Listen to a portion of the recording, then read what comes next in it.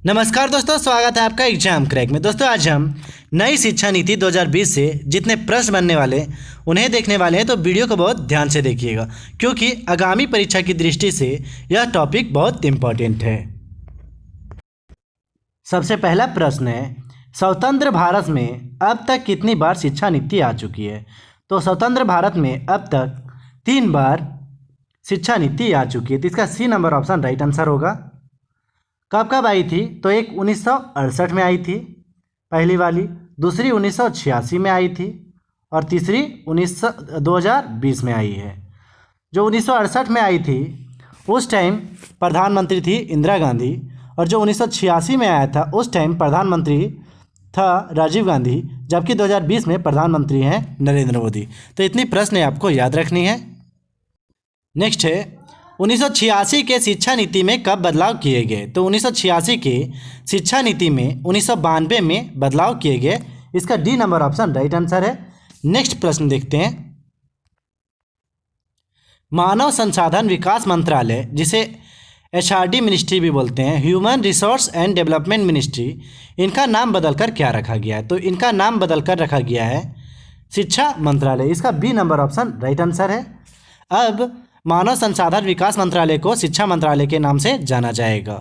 HRD ministry को अब education ministry के नाम से जाना जाएगा। तो इसे भी आपको याद रखनी है। नेक्स्ट प्रश्न है, वर्तमान में शिक्षा मंत्रालय के मंत्री कौन है? तो वर्तमान में शिक्षा मंत्रालय के मंत्री हैं रमेश पोखरियाल निशंक, जो पहले एचआरडी मिनिस्ट्री थे, human resource and development ministry के मंत्री थे। तो इसे भी आपको याद रखनी है। इसकी कहाँ से है, इनके जो चुनाव है कहाँ से लड़ते हैं चुनाव? हरिद्वार से लड़ते हैं चुनाव।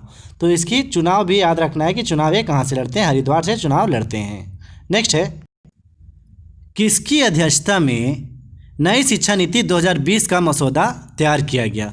तो के कस्तूरीरंगन के अध्यक्षता में नई शिक्षा नीति 2020 की मसौदा तैयार किया गया। इसका ए नंबर ऑप्शन राइट आंसर है। जो ऑप्शन बी नज़र आ रहा है, DS कोठारी, दौलत सिंह कोठारी, तो इनकी सलाह से जो 1968 का शिक्षा नीति था वह आया था। जबकि जो ऑप्शन सी नज़र आ रहा है, आचार्य राममूर्ति, इनकी मदद से या इनकी अध्यक्षता में 1986 का नई शिक्षा नीति जो था भारत का वह आया था। जबकि जो लक्ष्मण स्वामी मुदालियर हैं, तो मुदालियर आयोग आया था 1952 में। तो इसे भी आपको याद रखना है। नेक्स्ट प्रश्न है, शिक्षा नीति 2020 के अनुसार किस कक्षा तक मातृभाषा, स्थानीय भाषा या क्षेत्रीय भाषा में पढ़ाई का माध्यम जो है रखने की बात की गई है? तो पढ़ाई का माध्यम होगा वह स्थानीय भाषा, मातृभाषा या क्षेत्रीय भाषा में होगा। तो किस कक्षा तक होगी?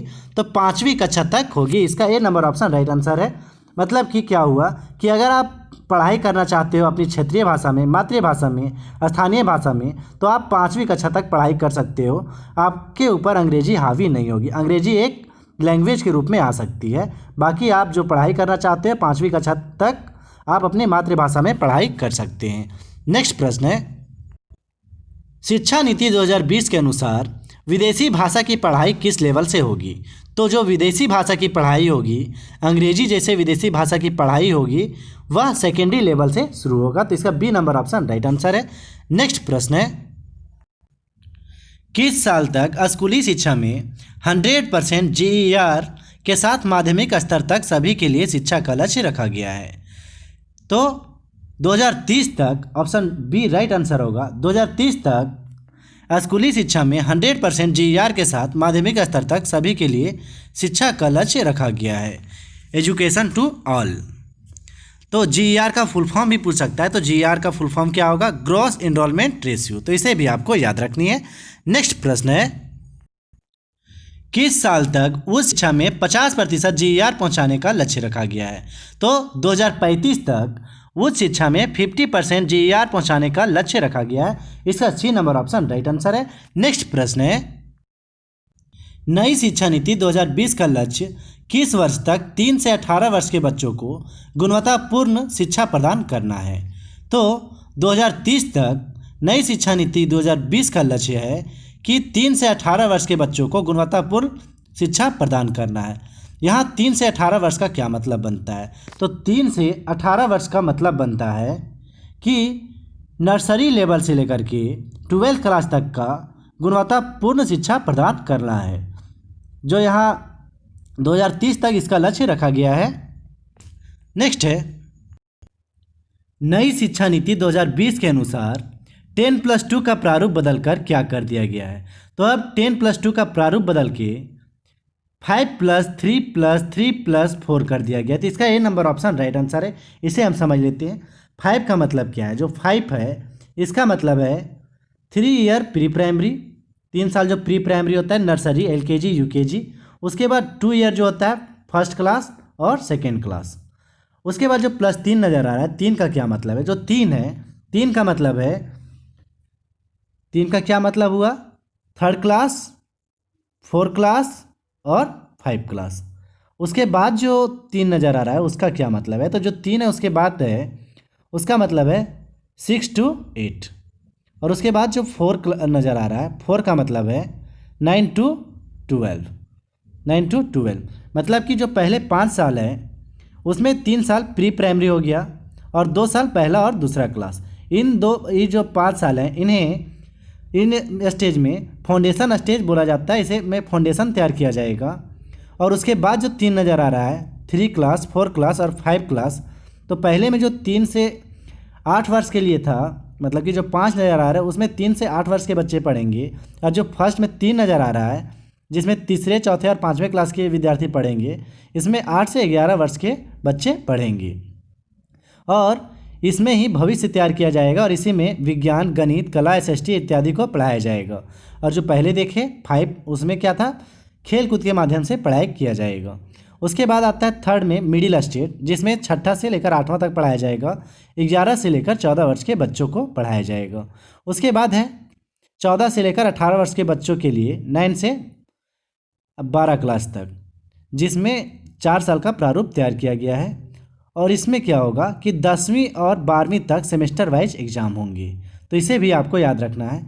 नेक्स्ट है 10वीं और 12वीं कक्षा को छोड़कर सभी छात्र केवल किस परीक्षा में, यानी किस कक्षा में परीक्षा दे पाएंगे। तो अब जो है केवल और केवल 8वां तक में केवल सबसे पहला एग्ज़ाम 3री कक्षा में होगी, दूसरा एग्जाम 5वीं कक्षा में और तीसरा एग्जाम 8वीं कक्षा में होगी। तो option A number right answer होगा। तो मात्र बच्चों को अब 3 एग्जाम देनी है, एक 3rd क्लास में, एक 5 क्लास में और एक 8th क्लास में। तो इसे भी आपको याद रखनी है। नेक्स्ट है अभी भारत के GDP का 4.43% शिक्षा में खर्च होती है। अब इसे बढ़ाकर कितना किया गया है। तो अब GDP का 6% खर्च किया जाएगा शिक्षा में। तो इसका B number option right answer है। और पहले कितना था 4.43%। तो इसे भी आपको याद रखनी है। अगर इतना GDP का खर्च किया जाएगा तो रियली में शिक्षा की गुणवत्ता में सुधार होगा। नेक्स्ट प्रश्न है नई शिक्षा नीति 2020 में किस कोर्स को खत्म या निरस्त कर दिया जाएगा। तो MPhil को, जो 2020 का शिक्षा नीति है, इसमें MPhil को खत्म कर दिया जाएगा। अब MPhil का एग्जाम नहीं होगा। तो इसका B number option right answer है। नेक्स्ट प्रश्न है नई शिक्षा नीति 2020 के अनुसार किस कक्षा से वोकेशनल कोर्स शुरू की जाएगी। तो 6ठी कक्षा से वोकेशनल कोर्स शुरू की जाएगी नई शिक्षा नीति 2020 के अनुसार। इसका D number option right answer है।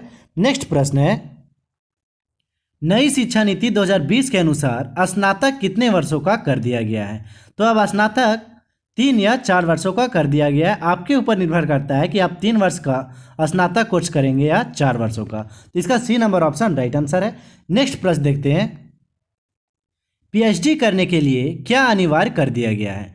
तो PhD करने के लिए 3 साल का स्नातक कोर्स या 4 साल का स्नातक कोर्स तो क्या अनिवार्य कर दिया गया है। तो अगर आपको PhD करनी है तो 4 साल का स्नातक कोर्स करना पड़ेगा। तो इसका B number option right answer है। जबकि स्नातक कितना साल का किया गया, स्नातक 3 वर्ष और 4 वर्ष किया गया है। आपका जो मर्जी है वो कोर्स कर सकते हैं। अगर आप 3 साल का कोर्स करते हैं तो आप ग्रेजुएशन लेवल का जो एग्ज़ाम होता है उसे आप क्वालिफाई कर सकते हैं, उसे आप भर सकते हैं। जबकि आप 4 वर्षों का स्नातक कोर्स करेंगे तो आप PhD में एडमिशन ले सकते हैं, आप PhD कर सकते हैं। नेक्स्ट प्रश्न है स्नातक के बाद आप कौन सा सर्टिफिकेट प्राप्त कर सकते हैं। तो BE या BTech में आप कौन सा सर्टिफिकेट प्राप्त कर सकते हैं। तो इसमें भी चेंजिंग की गई है। अगर आप स्नातक का कोर्स 1 साल पूरा करके छोड़ देते हैं तो आपको केवल सर्टिफिकेट दिया जाएगा, 1 साल में सर्टिफिकेट दिया जाएगा। अगर आप 2 साल कोर्स करके छोड़ देते हैं तो आपको डिप्लोमा का सर्टिफिकेट दिया जाएगा। अगर आप 3 साल का कोर्स करके उसके बाद छोड़ते हैं तो आपको बैचलर डिग्री दिया जाएगा। जबकि आप 4 साल का कोर्स कंप्लीट कर लेते हैं तो आपको रिसर्च के साथ बैचलर का डिग्री दिया जाएगा। तो कौन सा, तो क्या था, स्नातक के बाद आपको कौन सा सर्टिफिकेट दिया जाएगा? तो स्नातक कंप्लीट करने के बाद आपको रिसर्च के साथ बैचलर डिग्री दिया जाएगा। जबकि पहले साल अगर करेंगे 1 साल करेंगे तो सर्टिफिकेट दिया जाएगा, और 2 साल करेंगे तो डिप्लोमा दिया जाएगा, और 3 साल में बैचलर डिग्री, और 4 साल में रिसर्च के साथ बैचलर डिग्री दिया जाएगा। इस शिक्षा नीति में एक और इम्पोर्टेंट बात है कि पहले साल के बाद भी आप दूसरे कोर्स में दाखिला ले सकते हैं। नई शिक्षा नीति 2020 के अनुसार अब किस कक्षा से बच्चों को इंटर्नशिप की सुविधा दी जाएगी? तो 6ठी क्लास से इंटर्नशिप की सुविधा दी जाएगी 2020 शिक्षा नीति के अनुसार बच्चों को। तो ये क्या है? प्रैक्टिकल ट्रेनिंग दिया जाएगा बच्चों को। अगर आपको जिस फील्ड में जानी है उस फील्ड के लिए आपको ट्रेनर दिया जाएगा और आप उस फील्ड में प्रैक्टिकल ट्रेनिंग कर सकते हैं। तो कब से शुरू किया जाता है? अब 6ठी क्लास से शुरू की जाएगी। नेक्स्ट है, नई शिक्षा नीति 2020 के अनुसार किस कक्षा से सेमेस्टर की परीक्षाएं ली जाएगी? तो 9th से लेकर 12th तक, 9वां से लेकर 12वां तक अब सेमेस्टर की परीक्षाएं होंगी। मतलब हर एक वर्ष में 2 परीक्षाएं ली जाएगी। तो इसका ए नंबर ऑप्शन राइट आंसर है। नेक्स्ट है, अब कॉलेज में दाखिला किस आधार के द्वारा लिया जाएगा? तो अगर आपको कॉलेज में एडमिशन करवानी है 10th के बाद तो आपको किस आधार पे दाखिला मिलेगा? तो पहले केवल बोर्ड के आधार पे होता था, अब क्या होगा कि बोर्ड का नंबर भी जुटेगा और CAT एक एग्ज़ाम लिया जाएगा। क्या लिया जाएगा? Common aptitude test.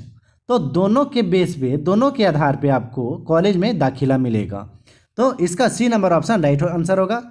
केवल बोर्ड के परीक्षा के आधार पर नहीं, जबकि CAT परीक्षा के आधार पर। तो दोनों के आधार पे आपको कॉलेज में दाखिला मिलेगा। इसका C number option right answer है। नेक्स्ट है